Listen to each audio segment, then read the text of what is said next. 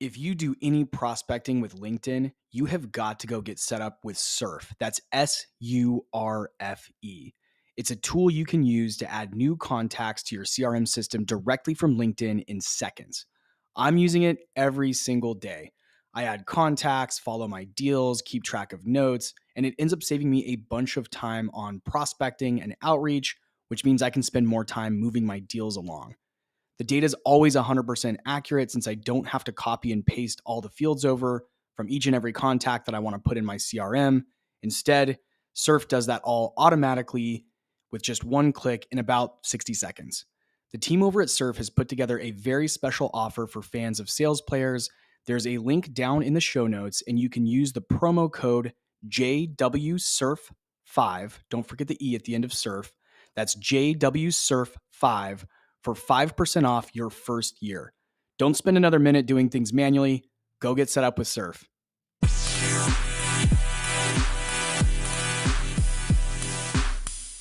Hey, SaaS sales players. I'm very excited to introduce my guest today, Gabe Lullo. Gabe is the CEO of Alleyoop, which is a global leader in sales development as a service. They're an agency that's partnering with some of tech's fastest growing companies, such as ZoomInfo, Adobe, Sendoso, and LeadMD, and they're all about the top of funnel. So Gabe and I focused the conversation around some ways that sellers in 2023 can fill their funnel, generate more pipeline, and ultimately sell more deals. We talk about how he started his business, some of the things that he does to troubleshoot a prospecting campaign for his clients, and he also shares some really great career advice for all sellers and leaders out there. So with that said, welcome, Gabe.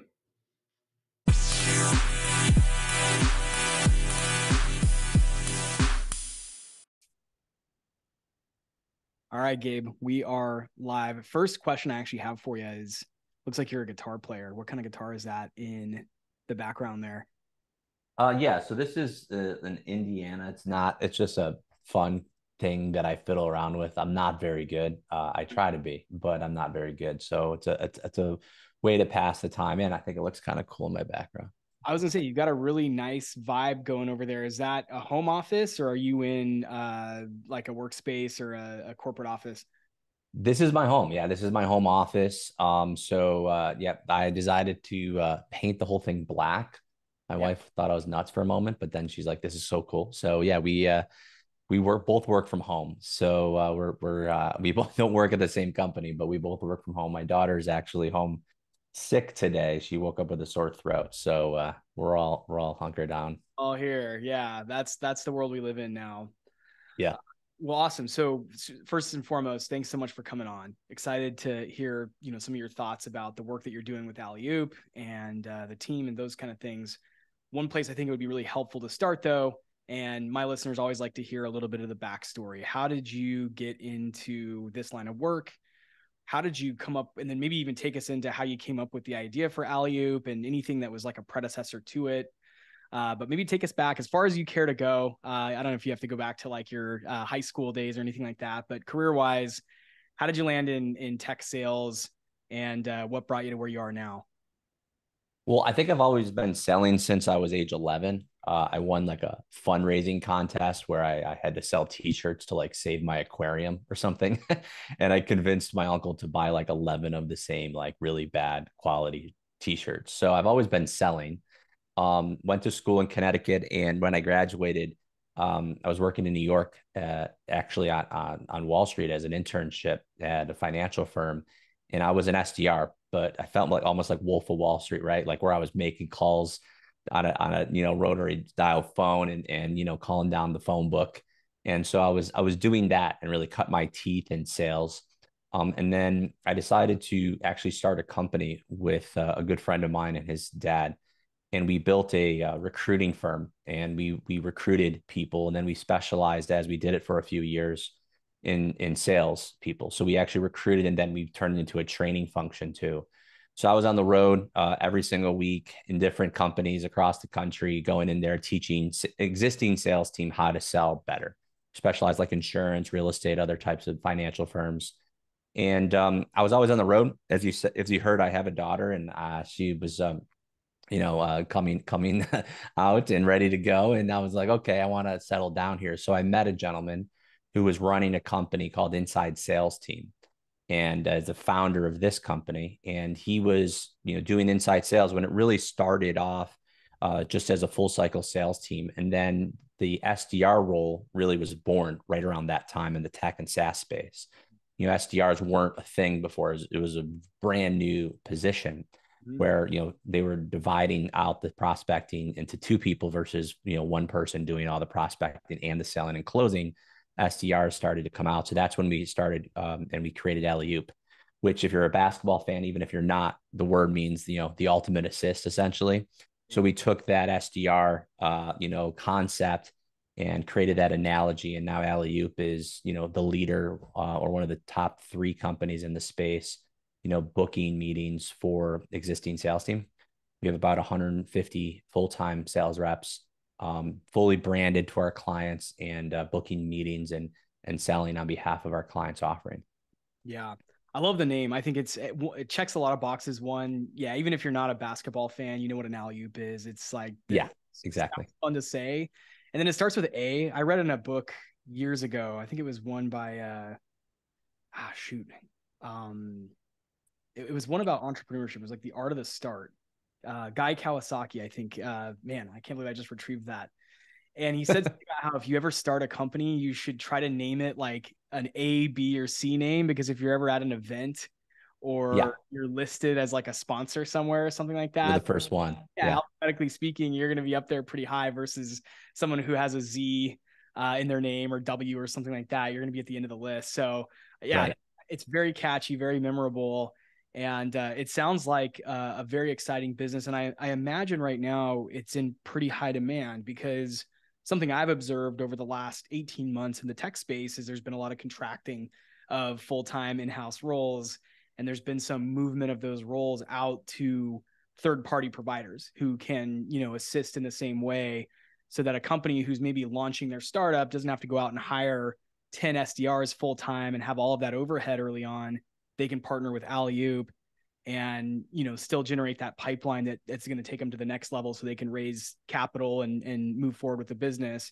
But yeah, talk to us about maybe how things have been over the last 12 to 18 months for your team. Has there been a good amount of growth, or what's the story there? Yeah, that's great. And it's funny because, you would think if you're specializing in SaaS and tech that you would be contracting right now, like so many other companies are. Right. But in the agency side, as you just mentioned, it's actually quite the opposite because they are contracting, but they're looking to take, money off the payroll and off the bottom line, right? So by doing that, they can come to an agency and save money. So what's unique about Alleyoop is because of our buying power. Instead of buying, one Zoom license for, three people, it's super expensive, or buying a CRM for a couple of people, it's super expensive. With our buying power, we could come in with data, with technology, with sales enablement, with tools, and also with a staff of SDRs and managers at a better price point than what companies could have to do themselves. Yeah. So we can actually come in and say, listen, CEO, CFO, we can save you money while you're contracting, but still have an SDR team that is, just as good, if not significantly better than what you were operating on previously. Because here's the reality, all these companies need more meetings. And what they're looking for is like, how are they going to push through this economic downturn and this turbulence? They have to have bigger pipeline. So for us, it's actually uniquely growing. Last month is our biggest month to date in the last 15 years. And so that's one part of it. The other piece of it is if you look on Indeed, there's about 350,000 job openings for SDR right now, Mhm. which is insane. So the demand for the role is evolved. Like we mentioned before, it started in sales, started in SaaS and it started in technology. Now the SDR role is being adopted into so many other industries. I mean, we're in verticals I would never 10 years ago would have ever told you we would ever do. And now it's some of our biggest spaces. We're in recruiting, we're in, franchising, we're in, literally yoga studios are using some of our SDRs right now, trying to get people in to set up appointments. So it's like so many industries that you would never think we would be in are now in because just we are following the position itself is growing into other spaces. Companies are realizing that fragmenting out AEs and then adding an SDR to them is a better use of time and money Yeah. So that's why we're growing. It's funny you say that. I recently had someone reach out on LinkedIn to book me a teeth cleaning appointment, and I was like, Yeah. what? Normally, the customer journey for dentists is like you go and you Google best dentist near me or whatever, and you Sure. look through your insurance network or something. So I had never had an SDR reach out and try to book me for a teeth cleaning. And I'm like, I guess there must be enough value on the back end. Like they get me in to clean my teeth and then they sell me, I don't know, veneer Yeah. something, and that pays off the SDR. Because in my mind, the role was always around the cost of acquiring a customer. How do you make that as Sure. cheap as possible, but with as much upside as possible? And I think like when you talked about the early days of like the SDR role, I read Predictable Revenue many years ago, and that Yeah. was the whole premise was if you break closers and pipe generators into two categories, then you can generate more and close deals hypothetically faster, right? And then have the closers focus on large deals versus more of like a transactional deal. And ultimately, it's going to pay for itself, the whole program, even though you're splitting it out into two roles. So I think I still agree that there's, some place for that, but I've had a lot of folks on the show recently saying the end of the SDR world, the end of the SDR role is nigh. What is your take on that as someone who owns a business that services this type of service for other companies? Yeah, it's funny. I just actually did a blog on this, a video blog about it on my LinkedIn the other day, where like AI is coming about and everyone's saying AI is going to replace salespeople in the SDR role. And the reality is like, they said the same thing about Marketo when they came out 10 years ago, right? Marketing automation was going to completely wipe out the entire SDR function. And actually, many companies completely downsized their SDR team, put all their money in marketing. Everyone's going to get an automated email cadence and everyone's just going to sign up. And then they realized that actually didn't happen.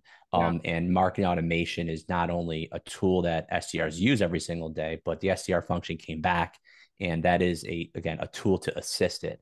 And I think the same thing is the case with AI. I use AI. We love AI. We incorporate it into our messaging and into personalization of communication and creating relevance for SDRs. But do I think it's just going to completely wipe out the role? No, I think actually it's going to make it even more important when you compare it to AI, right? So, right now I know I can call into a 1-800 number and I could get a recruiter, or a recording and a computer.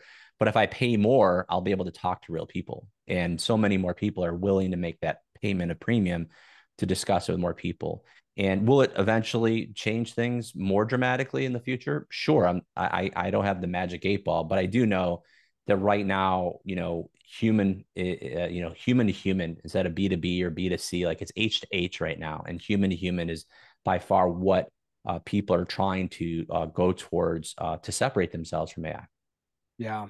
Yeah, I think so too. I think there'll always be a place for it. And I think there'll be, in Sure. my mind, more of a demand for services like Alleyoop, where some of the cost burden gets shifted to an agency versus having that all live in house and carry the overhead.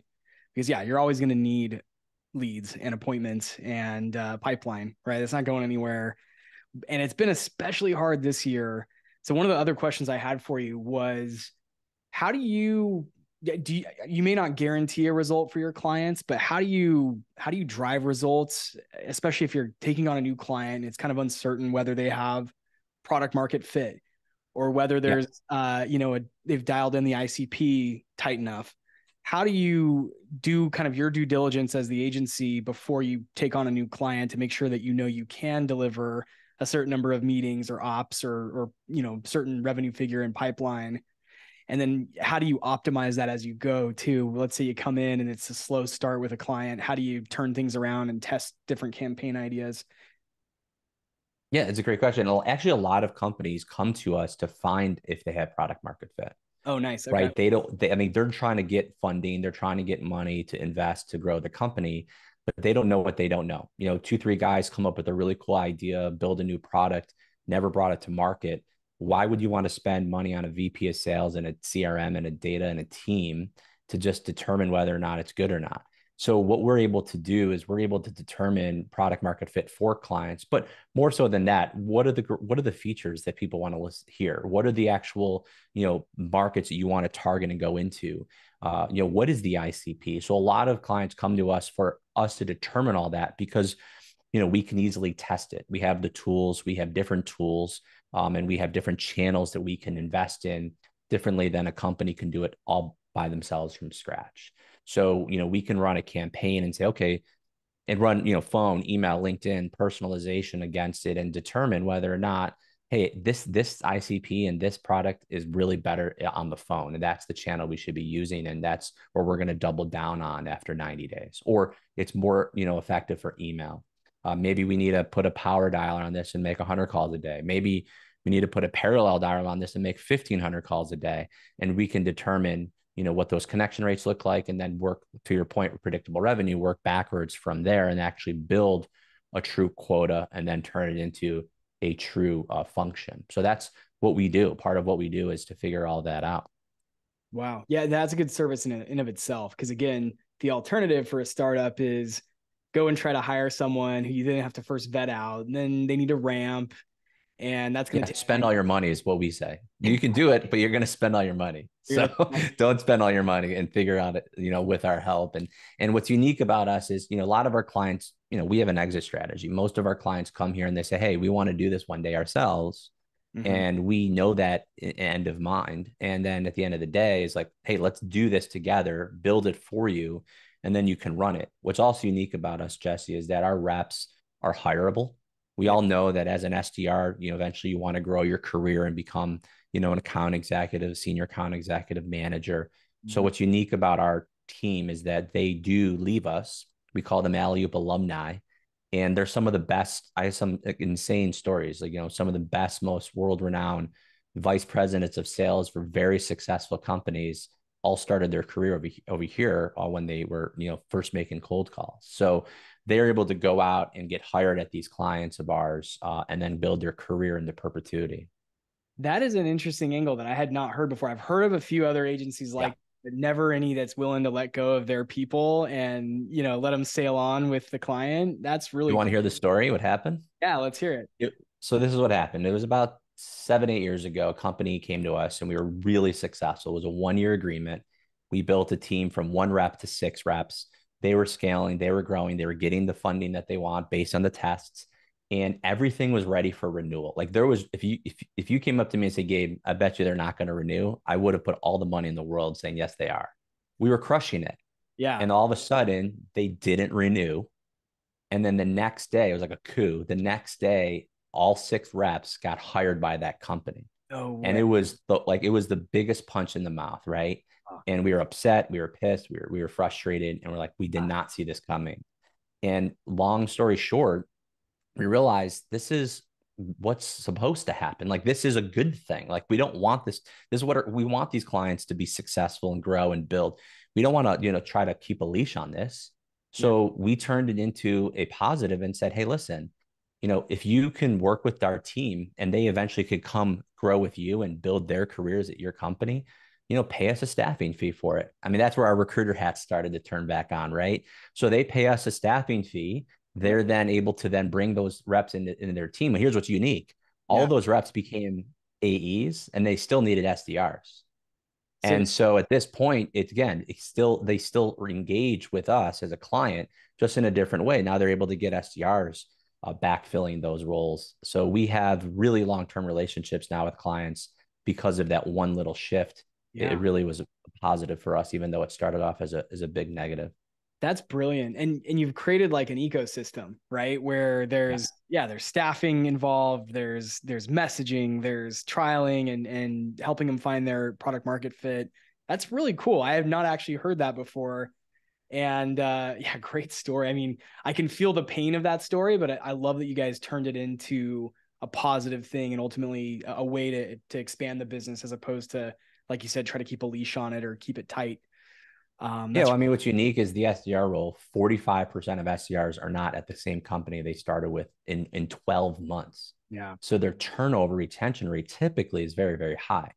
Now with us, because this is all that we do and we have a culture around it and we have a really good career path internally, our reps actually stay with us for about 3 years. So significantly higher. But at the end of the day, 3 years is still a short window of time. So most reps are leaving because they want to make more money, right? They want to get promoted to AE or a different role. or they're just really bad.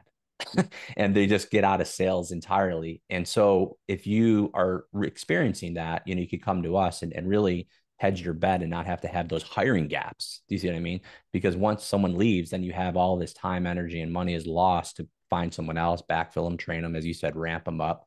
So we have SDRs on demand, AEs on demand, and there's always ready to jump in.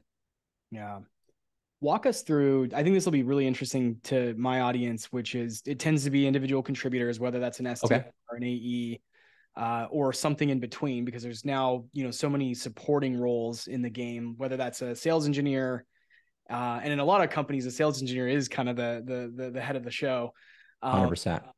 When you take on a brand new client, what does their pod look like? Is it, a few different SDRs and someone who can kind of run analytics and look at what's working on the back end of the systems you're using?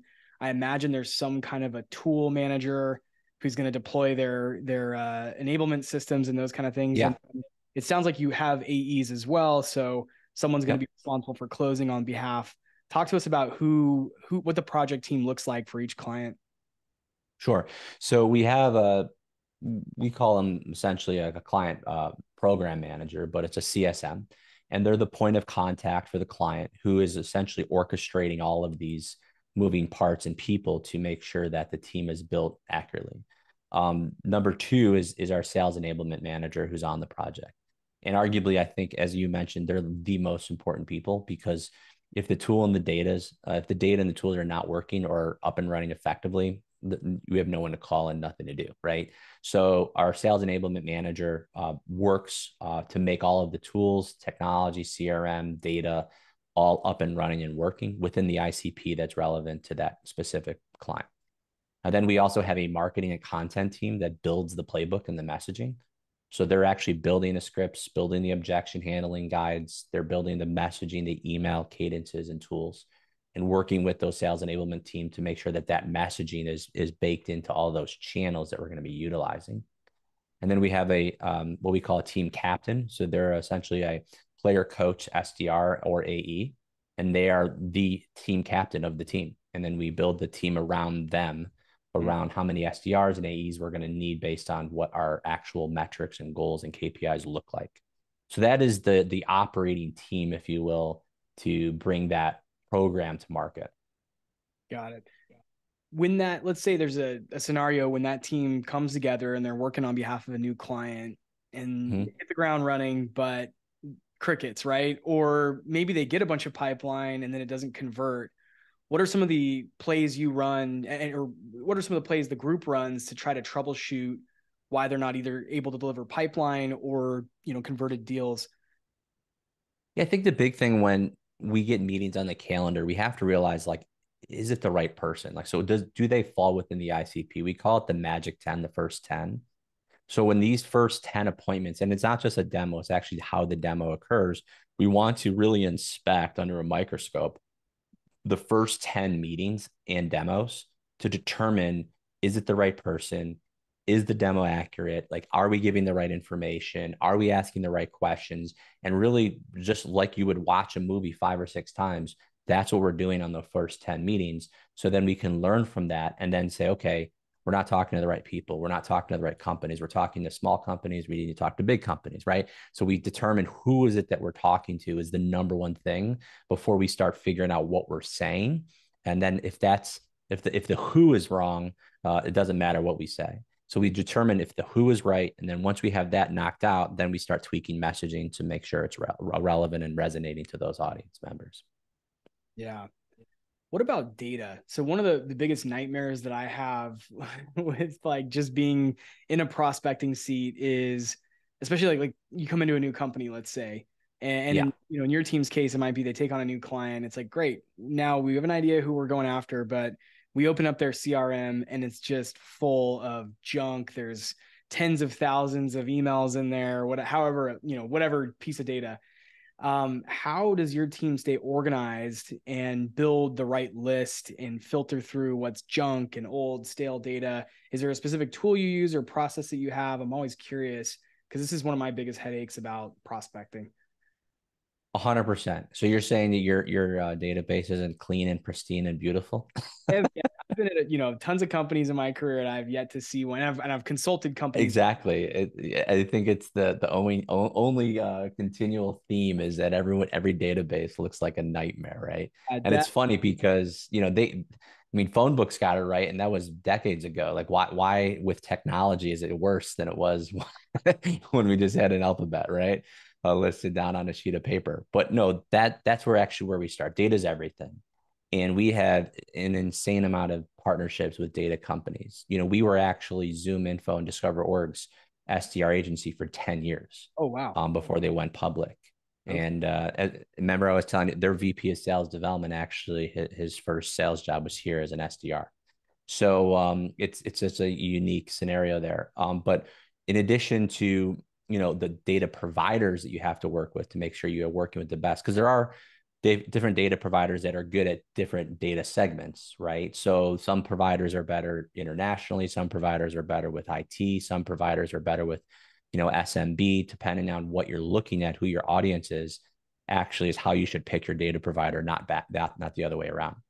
And so when you figure that out and know who the best data provider is for your specific ICP, then you want to pull the data. My recommendation to your question is just to literally start from scratch. Mm. Like completely like throw everything away and just build it from scratch so it is correct and clean. And then you can prospect against all channels correctly.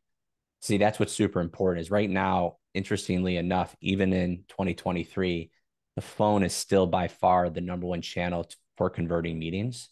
But that doesn't mean it's the only one. Email, LinkedIn, voice notes, everything, we do all of it, but you have to do all of it first to determine which one is the best against the right data.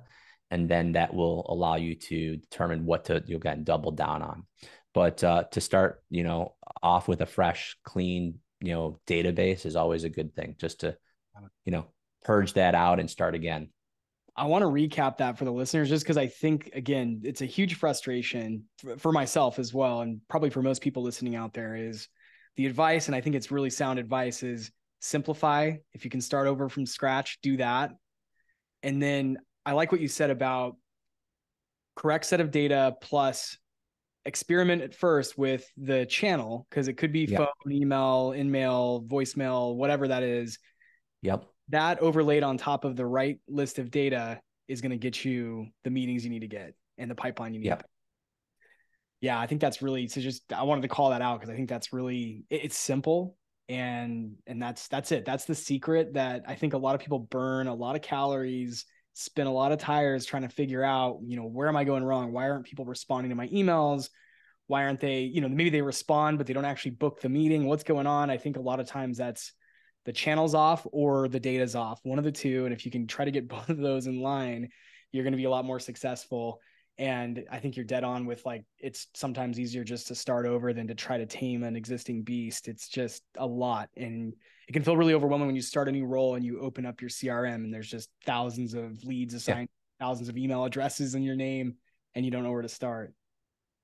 Here's the deal. Like if you're an individual contributor, I always tell all of our AEs and SDRs, hey, listen, the squeaky wheel gets the oil, right? Like we have a sales enablement team, but they don't know what they don't know.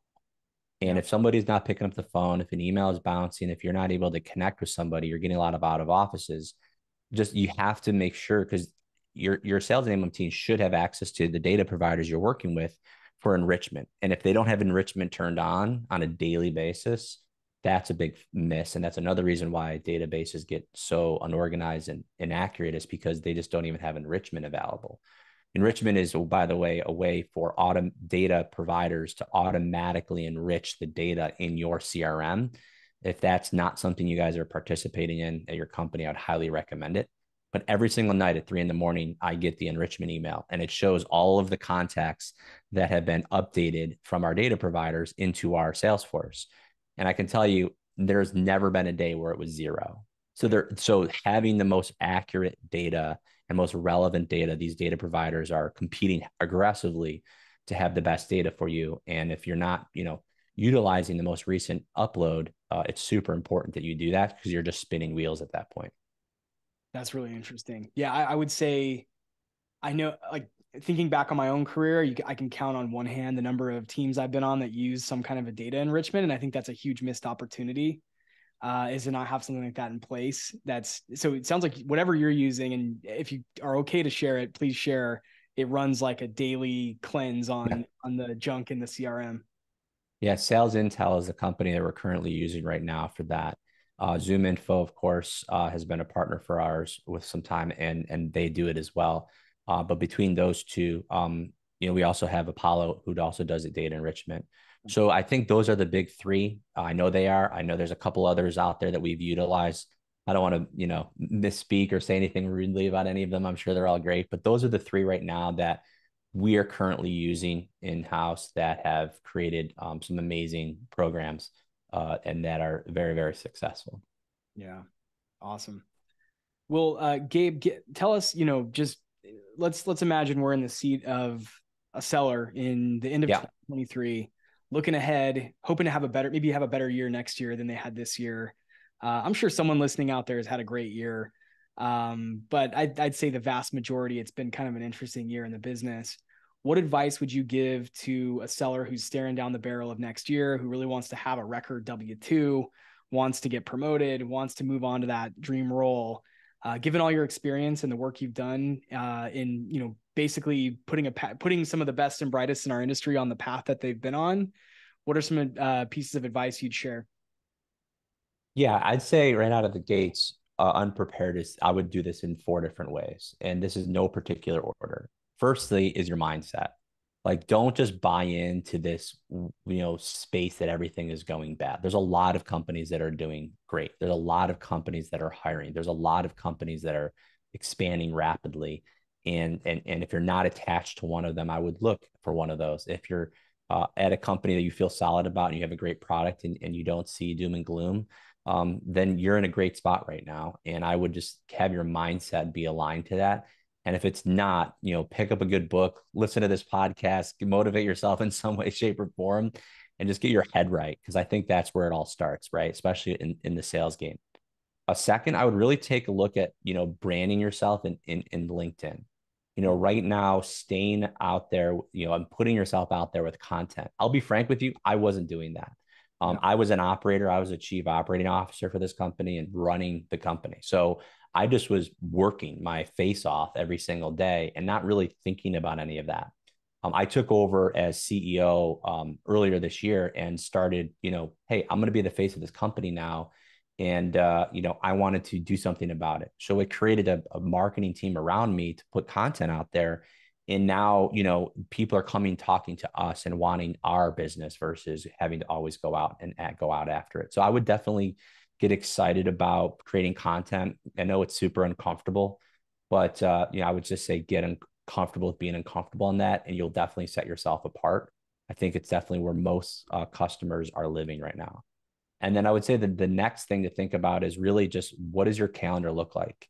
And, I think every salesperson lives and dies by their calendar. And what I mean by that is if your calendar is empty, that's your problem. Yeah. And if your calendar is full, it could be a problem. As long as it's with good stuff, though, it's not a problem. Yeah. So you want to make sure that your calendar is on net new business. And if you don't have SDRs attached to you, then you go be that SDR. And if you do have SDRs attached to you, then attach yourself to those SDRs to help them and guide them and mentor them, because they're going to they're the ones that are, the front of the lines. And I would highly recommend, friending them up, getting to know them really well, and, incentivizing them. I remember when I was in AE, I would literally, throw $50 gift cards in my SDRs, inbox out of my own pocket, Yeah. because I knew that they were the ones that were going to make sure that my family was going to get fed. And so that's really, really important. Amazing. No, this is really that. I'm gonna have to clip that last sound bite because I think that's super important. The mindset. What does your calendar look like? It's easy to get away from that and to stop thinking about how important that is. But yeah, either way, whether your calendar is too full or not full enough, you need to assess and measure how you can optimize that. Well, Gabe, great advice. How can fans of the show reach out to you or get in touch with your team? Yeah, absolutely. So if you go to my LinkedIn, it's Gabriel Lullo. Actually, if you go to gabelullo.com, it goes right to my LinkedIn page. Oh, cool. So you can connect with me on LinkedIn. I'm hyper responsive there. If you go to our company website, alleyoop.io, is our company site, and you can also reach us there as well. Well, it was amazing to have you on, Gabe. Thanks so much. Any final words of wisdom for the listeners out there?